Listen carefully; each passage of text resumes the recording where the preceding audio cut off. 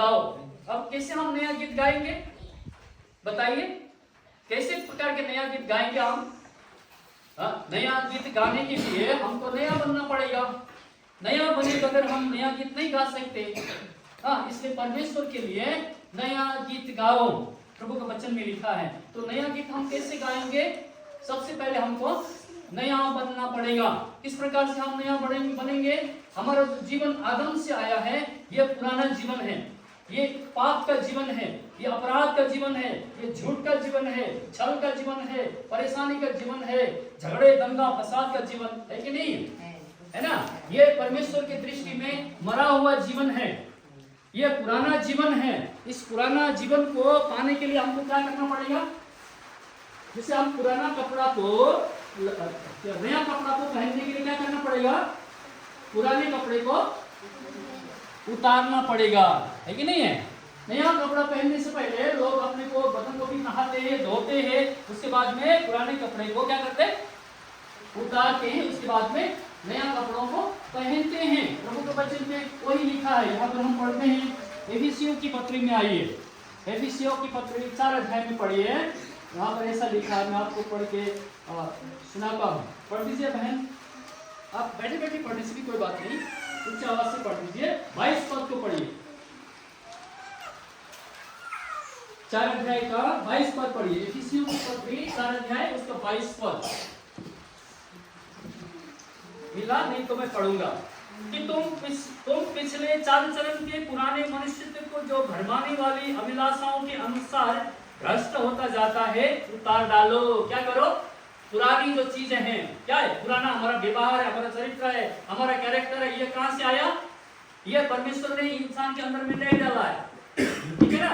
इंसान को परमेश्वर ने ऐसा नहीं बनाया है, इंसान को परमेश्वर ने अपने जैसा बनाया है, लेकिन शैतान ने इंसान को बिगाड़ दिया। आपको पता है ना, शैतान ने क्या कर दिया? चोर बनाया, डाकू बनाया, व्यभिचारी बनाया, हत्यारा बनाया, झूठ बोलने वाला बनाया, पापी बनाया, ठीक है? अब ये पापी आत्मा परमेश्वर के सामने नहीं जाता, ये परमेश्वर की दृष्टि में मरा हुआ है।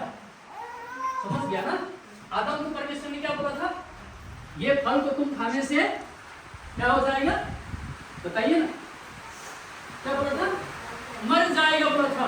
लेकिन आदम मरा नहीं? मरा। आदम से परमेश्वर की बातचीत किया कि नहीं किया? लेकिन परमेश्वर के सामने में वो मर गया, उसका आत्मा परमेश्वर से अलग हो गया। मरने का क्या मीनिंग है? किसको मरना बोलते हैं? ये तो मेरा शरीर से मेरा आत्मा अलग हो जाने से लोग बोलेंगे अमुक आदमी मर गया। क्योंकि आत्मा शरीर से निकल जाता है, उसको मृत्यु बोलते हैं। उसी प्रकार से परमेश्वर का आत्मा, जैसे आदम ने पाप किया, परमेश्वर का आत्मा आदम के अंदर से निकल गया। परमेश्वर पाप को घिन करता है, ठीक है? इसलिए परमेश्वर आदम की दृष्टि में मर गया, हम उसी आदम के संतान है। इसलिए हमारा जितना भी काम काज है वो सब मरा हुआ है, ठीक है? इसलिए ये पुराने जो गंदगी है, इसको हमको उतार फेंकने के लिए, हमको नया जिंदगी देने के लिए संसार में कोई विधि नहीं है। इसी कारण प्रभु यीशु मसीह इस संसार में आया। हिब्रू के पुस्तक में ऐसा लिखा है, पढ़ दीजिए 6 अध्याय का 2 पद में। और बपतिस्मा हाथ रखने और मरे हुए काम के जी उठने। मरा हुआ काम, हम लोग का जो काम है, हम लोग जो काम करते हैं, हम धर्म करते हैं, कर्म करते हैं, नियम करते हैं, क्या क्या करते हैं, सब परमेश्वर की दृष्टि में क्या है? ये मरा हुआ है, मैले कपड़े के समान है। ऐसे काम के द्वारा परमेश्वर के सामने में कोई धर्मी नहीं ठहरता है। परमेश्वर हमको नया बनाने के लिए है, उस पुराने आदम के पापों को अपने ऊपर उठाने के लिए प्रभु यीशु मसीह इस दुनिया में आया, ठीक है ना? आपके मेरे हम सभी के पाप को उसने अपने ऊपर उठाया है। जब हम अपने पापों को उसके सामने में स्वीकार करते हैं, अपने मुख से हम अंगीकार करते हैं, ठीक है ना? तो हमारे पाप को प्रभु यीशु मसीह का